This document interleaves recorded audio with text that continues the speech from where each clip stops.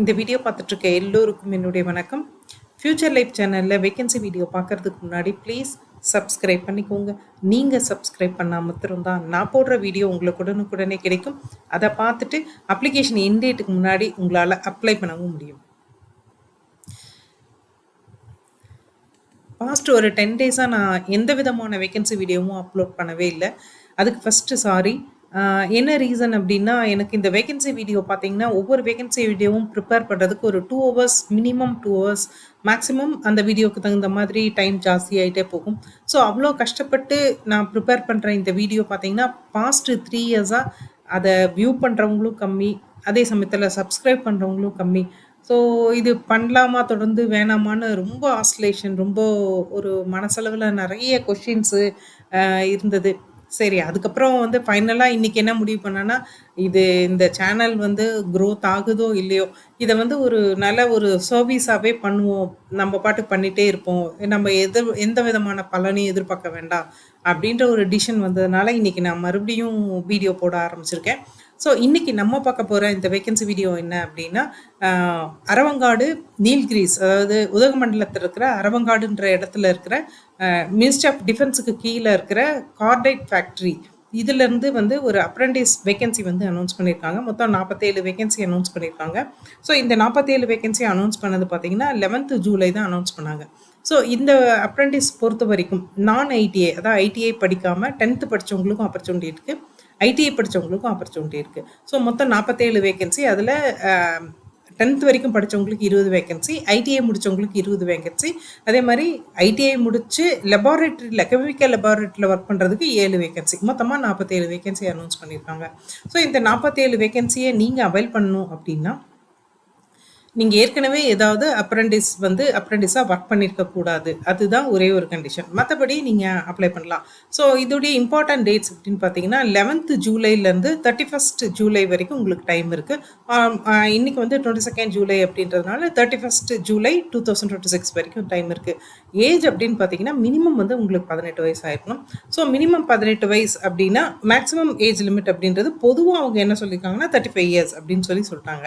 So உங்களுக்கு 35 இயர்ஸ்க்குள்ளே இருந்தால் நீங்கள் வந்து இந்த வேலைக்கு அப்ளை பண்ண முடியும். ஸோ இதில் வந்து நான் ஐடிஐ அப்படின்றாங்க. நான் ஐடிஐ அப்படின்னா 10th நீங்கள் 50 ஆர் அபவ் 50 மார்க் வாங்கி பாஸ் பண்ணியிருக்கணும். இதுதான் ஒரே விஷயம். முக்கியமாக மேத்தமெட்டிக்ஸ், சயின்ஸ் வந்து நீங்கள் 10th படிச்சிருக்கணும். மொத்தமாக 5 சப்ஜெக்ட் வந்து நீங்கள் படிச்சிருப்பீங்க. ஸோ அதில் ரொம்ப முக்கியம் வந்து மேத்தமெட்டிக்ஸ் அண்ட் சயின்ஸு. ஸோ இது படிச்சிருக்கணும். அதே மாதிரி ஐடிஐ அப்படின்னா நீங்கள் 10th முடிச்சுட்டு ஏதாவது ஆத்தரைஸ்டு, அதாவது கவர்மெண்ட் ரெகக்னைஸ்டு யூனிவர்சிட்டி இன்ஸ்டிடியூஷனில் நீங்கள் ஐடிஐ வந்து படிச்சிருக்கலாம்.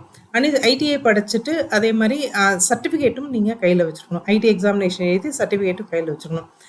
50 ஆர் அபவ் 50 மார்க் வாங்கி பாஸ் பண்ணிக்கணும். 10th முடிச்சுட்டு ஐடிஐ முடிச்சு 50 ஆர் அபவ் 50 மார்க் வாங்கி பாஸ் பண்ணியிருக்கணும். ஈவன் 10th அது ஆஸ் வெல் அஸ் ஐடிஐலையும். ஸோ இந்த கேட்டகரியில் இருக்கவங்க இதுக்கு வந்து இதுதான் எஜுகேஷன் குவாலிஃபிகேஷன். ஸோ இதை பொறுத்த வரைக்கும் இந்த கேட்டகரியில் இருக்கவங்க அப்ளை பண்ண முடியும். ஸோ அப்ளிகேஷன் அப்படின்றது என்ன அப்படின்னா, இதுக்கு வந்து உங்களுக்கு வந்து அப்ளிகேஷன் நீங்கள் டவுன்லோட் பண்ணி பிரிண்ட் எடுக்கணும். ஸோ பிரிண்ட் எடுத்து அதை வந்து பிளாக் லெட்டர்ஸ், அதாவது ஆல் கேபிட்டல் லெட்டர்ஸ்ன்னு சொல்லுவோம் இல்லையா இங்கிலீஷில், ஸோ அதில் தான் நீங்கள் ஃபில் பண்ணணும். உங்கள் நேம் எதுவுமே ரன்னிங் லெட்டர்ஸில் ஃபில் பண்ணிடாதீங்க. ஸோ எல்லாமே கேபிட்டல் லெட்டர்ஸில் ஃபில் பண்ணுங்கள். முக்கியமாக 2 ஃபோட்டோ ஒட்டணும். ஒன்று வந்து 2 ஃபோட்டோ எடுத்துக்கோங்க. ஒன்று வந்து அப்ளிகேஷனில் ஒட்டிடுங்க. இன்னொன்று வந்து அந்த ஃபோட்டோவுக்கு பின்னாடி சைன் பண்ணி அதில் அட்டாச் பண்ணிவிடுங்க. ஸோ இது ரொம்ப முக்கியமான விஷயம். அதே மாதிரி நீங்கள் இந்த அப்ளிகேஷனையும் சரி அட்டாச்மெண்ட்ஸும் சரி ஒரு கவரில் போட்டு அந்த கவருக்கு மேலே application for the induction of trade apprentice அப்படின்னு சொல்லி போட்டு அட்டெண்டன்ட் ஆப்ரேட்டர் கெமிக்கல் பிளான்ட் அப்படின்றத மேலே நல்ல கேபிட்டல் லெட்டரில் எழுதிடுங்க. அந்த கவர் மேலே கவரில் அட்ரஸ் என்ன இருக்கணும் அப்படின்னா, the chief general manager, cordite factory, Aravankadu, the Nilgiris district, Tamil Nadu, pin code 643202. இந்த அட்ரஸ்க்கு நீங்கள் அதை வந்து 31st ஜூலைக்குள்ளே அவங்களுக்கு ரீச் ஆகிற மாதிரி அனுப்பிச்சிடுங்க. அதே மாதிரி முக்கியமாக பர்சனல் டீட்டெயில்ஸ், அதாவது உங்கள் நேம், அப்பா பேர், டேட் ஆஃப் பர்த், மார்க்கு, இதெல்லாம் ஃபில் பண்ணும்போது ரொம்ப கேர்ஃபுல்லாக ஃபில் பண்ணுங்கள். உங்ககிட்ட இருக்கிற அந்த சர்டிஃபிகேட்ஸ், அதாவது மார்க் ஷீட்ஸ் இருக்கும், ஐடிஐ இருக்கலாம், 10th இருக்கலாம், இல்லை ஆதார் கார்டில் உங்கள் நேமு, மெட்ரிகுலேஷனில் இருக்கிற உங்கள் நேம் எல்லாமே ஒரே மாதிரி இருக்கும். டிஃப்ரென்ஸ் இருந்தால் கண்டிப்பாக இவங்க வந்து ரிஜெக்ட் பண்ணிடுவாங்க அப்ளிகேஷனை. ஸோ ரொம்ப கேர்ஃபுல்லாக ஃபில்அப் பண்ணுங்கள். எந்த டீவியேஷனும் எடுத்துக்காதீங்க. ஏன்னா டாக்குமெண்ட் வெரிஃபிகேஷன் அப்போ தான் இது பிரச்சனையாகும். ரொம்ப கஷ்டப்பட்டு அந்த வேலைக்கெல்லாம் அப்ளை பண்ணி செலக்ட் ஆகி உள்ளே போகும்போது உங்கள் கையில் இருக்க டாக்குமெண்ட்ஸ்க்கும் நீங்கள் ஃபில்அப் பண்ணதுக்கும் அதே மாதிரி உங்கள்கிட்ட இருக்கிற ஆதார் கார்டுக்கும் மெட்ரிகுலேஷன் சர்டிஃபிகேட் இல்லை ஐடிஐ சர்டிஃபிகேட்டுக்கும் டிஃப்ரென்ஸ் இருக்குன்னு தான் உடனே இம்மீடியட்டாக ரிஜெக்ட் பண்ணி வெளியே அனுப்பிச்சிருவாங்க. ஸோ அதனால் நீங்கள் வந்து அதை வந்து ரொம்ப கேர்ஃபுல்லாக மெயின்டைன் பண்ணுங்க. அதே மாதிரி இந்த அப்ளிகேஷனை ஃபில்அப் பண்ணும்போது உங்களோட ஆக்டிவ் மொபைல் நம்பர் கொடுங்க, இமெயில் ஐடி கொடுங்க. இல்லைன்னா இமெயில் ஐடி இல்லைன்னா க்ரியேட் பண்ணிக்கோங்க. அதை வந்து அடிக்கடி செக் பண்ணிக்கோங்க. ஃபர்தராக இருக்கிற எல்லா இன்ஃபர்மேஷனும் அதில் ஷேர் பண்ணுவாங்க. அதே சமயம் உங்கள் மொபைலில் எஸ்எம்எஸ்ஸாவோ வாட்ஸ்அப்பாவோ அனுப்பிச்சிட்ருப்பாங்க. ஸோ ரெண்டையுமே நீங்கள் வந்து இந்த ப்ராசஸ் முடிகிற வரைக்கும் ஆக்டிவாக வச்சுக்கோங்க. ஃபோட்டோகிராஃப் வந்து நல்லா கிளியராக இருக்கிற மாதிரி சைஸ் வந்து 3.5 சென்டிமீட்டர் 3.5 அதாவது அகலத்துலேயும் நீளத்துலேயும் 3.5 சென்டிமீட்டர் இருக்க மாதிரி எடுத்து வச்சுக்கோங்க. அதே மாதிரி நீங்கள் எந்த மாதிரியான சர்டிஃபிகேட்ஸை வந்து நீங்கள் ஜெராக்ஸ் எடுத்தாலும் சரி ரொம்ப கிளியராக இருக்க மாதிரி இருக்கணும். மர்ஜ் ஆன மாதிரி அந்த மாதிரியெல்லாம் இருக்கக்கூடாது. அதே மாதிரி ஆதார் கார்டு நம்பர் வந்து கண்டிப்பாக கொடுங்க. இன்கேஸ் உங்ககிட்ட ஆதார் கார்டு இல்லை அப்படின்னா அதோடைய என்ரோல்மெண்ட் நம்பர் இருக்கும், அட்லீஸ்ட் அதையாவது கொடுங்க.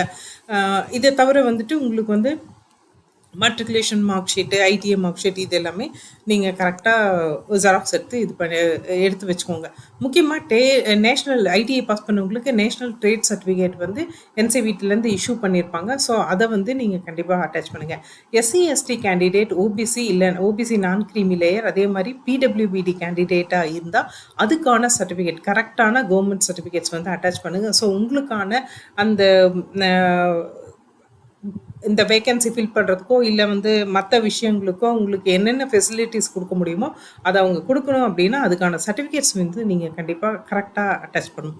ஸோ இதில் வந்து உங்களுக்கு வந்து ஒருவேளை நீங்கள் ஜம்மு அண்ட் காஷ்மீர், லடாக் இல்லை மேகாலயா, ஆசாம் இந்த இடத்த சேர்ந்தவங்க, அதே சமயத்தில் எங்ககிட்ட வந்து வேலிட் ஆதார் கார்டு இல்லை அதே மாதிரி என்ரோல்மெண்ட் ஐடியும் இல்லை அப்படின்னா நீங்கள் ஆல்டர்னேட்டிவ் டாக்குமெண்ட்ஸ் சொல்லியிருக்காங்க, அதை அட்டாச் பண்ணலாம். Voter ID card, passport, driving licence, photo ID card வந்து central or state government issue பண்ணது, ஸ்டூடெண்ட் ஐடென்டி கார்டு காலேஜ்லேயோ இல்லை ஸ்கூல்லேயோ இருக்கிற ஸ்டூடெண்ட் ஐடி கார்டு, நேஷ்னல் பேங்க்கில் வந்து நீங்கள் ஏதாவது அக்கௌண்ட் வச்சுருந்தீங்கன்னா அதோட பாஸ்புக், அதில் நேமோ உங்கள் அட்ரஸ் எல்லாமே கிளியராக இருக்கணும். ஸோ இந்த மாதிரியான விஷயங்கள் நீங்கள் அட்டாச் பண்ணிக்கலாம்.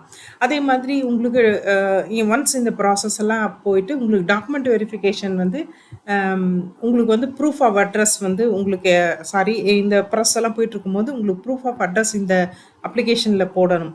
ஸோ அதுக்கு வந்து என்னெல்லாம் கொடுக்கலாம் ப்ரூஃப் ஆஃப் அட்ரஸ் அப்படின்னு பார்த்தீங்கன்னா bank passbook, voter ID identity card, passport, electricity bill அதாவது உங்கள் வீட்டு electricity bill, telephone bill, driving licence, property tax, Aadhaar card. So இதில் எது வேணால் நீங்கள் அட்ரஸ் ப்ரூஃபாக கொடுத்துக்கலாம். நான் ஏற்கனவே சொன்ன மாதிரி எஸ்சி எஸ்டியாக இருந்தால் அதுக்கான கரெக்டான சர்டிஃபிகேட்ஸ் வந்து கொடுங்க. அப்போ தான் அவங்க வந்து அதுக்கான ஃபெசிலிட்டிஸ் வந்து உங்களுக்கு தருவாங்க.